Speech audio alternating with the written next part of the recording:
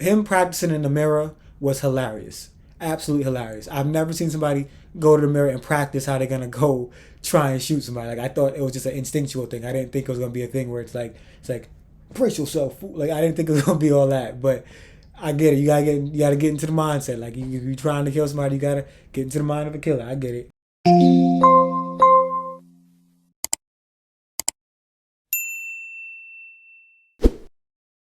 Alright, y'all, what it is, what it do, it's your boy Dapper back with another reaction for you. And this time we're jumping into The Shy. This is episode 6 of season 6, so we're across the halfway point at this moment, I believe, unless they're doing more episodes than usual this season, but we're across the halfway point. So it's some interesting stuff to get into. This was a great episode. I went on record, you know what I'm saying, earlier this when I first started this series saying like, I wasn't a fan of the last couple seasons as much. But this season they have made up for it. Everything this is good writing. This is good writing going on. But before we even jump into any of these characters, make sure to hit the like button, hit the subscribe button, and leave a comment to just let me know. You know what I'm saying? Let me know you've been watching this. Just leave a comment, let me know you're watching it. You know what I'm saying? Your opinion on the characters, your opinion on what I'm doing to bring content to you. Anything. You know what I'm saying? I respond to every comment. So, you know what I'm saying? Don't think you're going to write me and not hit a response. With that being said, let's get into it. Gotta always start off with the man who's running the whole town. It's Duda. You know what I'm saying? It's I feel like I've been saying the same thing about Duda for the past like 6 reactions at this point. Like he's the man. Like he's untouchable right now. It's nothing you can say to him or do to him. Even when you try to sneak up on him, like we saw Emmett, who we'll get into next, try and sneak up on him. You know what I'm saying? He can't get to him.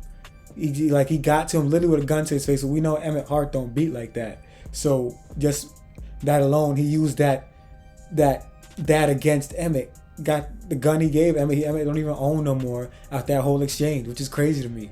You know what I'm saying? And then on top of that, Emmett went there trying to tell him like, "Yo, we're done." And then Emmett's officer paid him back his money. He said, "Sure, I'll take my money back." And then Emmett's like, "Okay, cool. After that, we're done." He's like, "Nah, like we're not done. I say when we're done." And like that's crazy. So like, yeah, you're forcing dude to pay you back, and he's not even gonna be officially done with you. That's savagery. So Duda is moving super savage, like super duper savage, and you know what I'm saying, he's obviously got to get taken down. He has to die this season. It has to. It can't continue. Literally, like we'll get into, the pops, the pastor said as long as he's alive, he's gonna have a chokehold on the city, and he does. Emmett. So obviously this episode opens up because I think it ended last episode with Emmett, the Keisha, and discovering the money that Emmett so poorly hid, and I'm still standing doubling down on that. It's very poorly hid money. So he told Keisha, because Keisha was threatening to leave him, he's like, "Yo, I'm gonna go make this right," which then, you know what I'm saying, forces him to then have to go back to his pops Darnell for the gun. Darnell reluctantly gives him the gun, and it got funny to me. It's not funny because it's not funny, but it's funny to me because I laugh at things I shouldn't. Him practicing in the mirror was hilarious. Absolutely hilarious. I've never seen somebody go to the mirror and practice how they're gonna go try and shoot somebody. Like I thought it was just an instinctual thing. I didn't think it was gonna be a thing where it's like brace yourself. Like I didn't think it was gonna be all that. But I get it. You gotta get into the mindset. Like you trying to kill somebody, you gotta get into the mind of a killer. I get it. But yeah, what else happened for Emmett? So yeah, he pulls up. Obviously, like we just discussed, he pulls up on Duda, gun to the back of his head, gun to his head. And obviously Duda's not really shaking because, again, Duda's not frightened by Emmett, which is why he does what he does to Emmett, because he knows Emmett is kind of a puss. So it's like he knew Emmett wasn't pulling that trigger anyway. So then he snatches the gun from Emmett and hits Emmett in the head with the gun, which is now Emmett's gunless and leverageless at the same time. So Emmett took like 3 L's in this thing. He almost lost his chick, lost the gun, doesn't have leverage, so it's like 3-4 L's at one time. Poor Emmett. Just want to touch on Darnell real quick. Hey yo. You know what I'm saying, not often we get a chance to, so want to. Obviously he told Emmett, you know what I'm saying, your son. He knows his son's not about that life, but he told him, you know what, be careful, just in case you know what I'm saying, do what you gonna do. He, you know what I'm saying, ends up later on in the show You know what I'm saying? The mom is worried in the house, and he's, ask her what's wrong. And the mom just like, as moms have that intuition, something's wrong with my son. I don't know what it is, but something's going on with my son. And he obviously knows what's wrong with his son, but he doesn't say anything to his wife. Is that the best thing for him to do? Probably. But is it right? No, because he lied. So it's, it's a double-edged sword there. It's like keeping the peace, sorry, or or against lying to your spouse. And somebody who is in that same predicament to a different degree in different people is the very own Victor. Victor is in a up the creek without a paddle as well, because he's a sit down with the FBI, and basically they know the story. It's not even like they're waiting for him to say something, because obviously they don't have anything concrete, but they've already put together what pretty much has happened. You know what I'm saying? They got a picture of him at the place where they found Q's body, which has come up because Q was working with the feds. You know what I'm saying? So they got him where it's dumped. They don't obviously see him doing it, so they don't have any real solid proof, or else he'd be in prison or in jail already. But you know what I'm saying? They got enough to put some pressure on him. So with the pressure they got on him, they basically like tell him, look, you can do this and we can cut you a deal. You can tell us the truth, or you can lie to us and we put you away for real. So the whole episode is basically Trigg trying to come to a decision, which we don't see him come to. I guess we're waiting for next episode for that, to really see, does he want to tell the truth and uproot everything that he has going on anyway, or is he gonna not say anything at all and try and ride it out to hopefully they don't have anything concrete on him. You know what I'm saying? He's getting obviously varying advice from different people, one being his girl, you know what I'm saying, and he's just trying to find any type of guidance he can. He goes to the church for prayer, asks for prayer when they do the men's circle, you know what I'm saying, that little group they do. So he's really a destructive, and not destructive, but just like unsure place.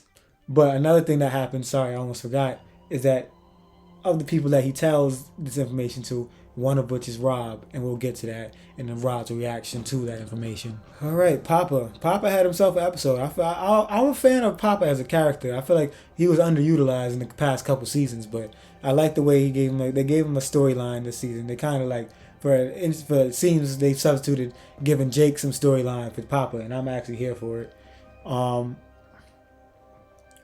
Basically, it starts off, his entry into the episode is, you know what I'm saying, him with his father doing the Papa's Pulpit podcast. And it seemed like they were on a good stepping stone, good point. You know what I'm saying? His pops hands him over the family heirloom, family watch. And I guess that was in itself, some foreshadowing of what will happen to the pastor later on. And we'll get into that. Yeah, so, but, you know what I'm saying? We see Papa with his girlfriend, who is, as we found out, is a mother of a child who seems a bit old. I'm not gonna lie, her child looks like he's like 4 or 5 years old, and she's like 19. So I'm just trying to figure out what point she got pregnant. But it's deep, because you know what I'm saying, he really likes her and is willing to adjust to her having a kid, but that doesn't go over well with his father. And you know what I'm saying, he ends up having a situation where him and his father are not on the same page, because his father is forbidding him to see her, because his father doesn't think he's mature enough or old enough to be seeing a girl with a child, especially to add on to the fact that she's the daughter of a minister that he doesn't subscribe to. So it's just a whole melting pot of things that go wrong, which leads to the relationship between Papa and his father souring. And with that being the case, we see that it leads to him, walking out the house, and Papa's last words to his son was, if you walk out that door, you will not be welcome back in here. And that ended up being the last thing he said to his son. And Papa's last, interaction with his dad is walking out on him. Obviously, the episode ends before anybody figures out, but the pastor does get killed in this episode, choked out in his own home, unfortunately. So it's going to be interesting to see the flip side of that. Because I know they're going to open up. I'm pretty sure they're going to open up next episode with the funeral and things of that nature.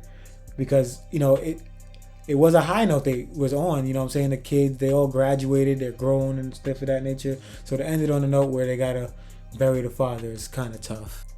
Kev, like I said, mentioned just now, the kids are all grown up, they graduated, and we saw from last episode, Kev has, you know, the opportunity of a lifetime that he wants. Kev is a gamer, and there's a gaming team that wants to sponsor him. All he has to do is come to LA, and he's made the decision. Look, I'm going to LA. Told his mom. Mom wasn't happy, but you know what I'm saying? Here's what it is. Maisha finds out, not from him, which is bad because they were together. And you know what I'm saying? She doesn't take it as well, but she comes around to the fact, you know what? We'll keep this thing going. You know what I'm saying? He'll fly her out and, you know, things of that nature. I'm going to lay down a prediction that either Kev's going to go to LA and it's going to be his last episode within this season, probably for the show, if this isn't truly the last season, or he never makes it to LA. It's one or the other, and that's my prediction. I don't know that Kev makes it to LA or not. And if he does, like I said, I do think it might be his last spot in the show, but we'll see. Dre. We never really brought up Dre on any of these breakdowns, character breakdowns, since we started this, but I just wanted to make it sure that we're all on the same page, that like she's trying to get back at Nina, her current, who, if you don't know her name, that's her wife. Because there's no, like, oh, it's a lesbian thing to be cool with your ex. That's not a thing. Like, I don't know why she's trying to make it like a lesbian thing. Like, being cool with your ex, especially when you and your wife are on a weird trajectory and are still in a healing phase of your, you know, from her infidelity towards you. It's given very much, you know, I'm just trying to get back at my wife, which is crazy to me. Like, I wouldn't. And then for the ex to even be pursuing that as heavily as she is nasty work too. Like, y'all shouldn't need to be anything more than coworkers. Like, cool, if we need to talk at work, we talk at work. If not, we move on. Like, Dre's trying to ask her, Nina, to hang out with the ex to make it seem cool. And I'm like, that's absolutely ludicrous. Ludicrous things have been going on, and Dre is absolutely wrong. Gemma. We knew Gemma had basically a little bit of an ultimatum going on where she either had to use the little bit of money she got from her father to help Maisha and boost her career and go, or she had to go to college. She ran out of the money, so she has to apply to college. With that being the case, you know what I'm saying, she obviously she can go to community college if she wants to, things of that nature, which she might do because she seems to want to stay in the Shy. But towards the end of the episode, she might have found a come up because Bakari's sister, and we'll talk about Bakari later, shows up and is a hell of an MC, a hell of an artist, it seems. And Gemma makes her way over there, and, unbeknownst to Maisha, and says, hey, look, if you're looking for some representation, I got you. And that might, you know what I'm saying, be Gemma's lick. So we'll see. Because Maisha's made it known, not to Gemma necessarily, but to Kev at least, that she doesn't want to go to LA to become a bigger artist. She wants to be big in Chicago. And that's kind of, you know what I'm saying, one of the more realistic things, because a lot of people can't see past where they live. Kev is a big dreamer, and he couldn't understand why people couldn't, even his mom couldn't be happy for him going beyond the Shy. But you see people be so small-minded when they never leave. And you know what I'm saying, they just, all they know is what they know, which is the home. All right, before we jump into Bakari, let's get into Rob.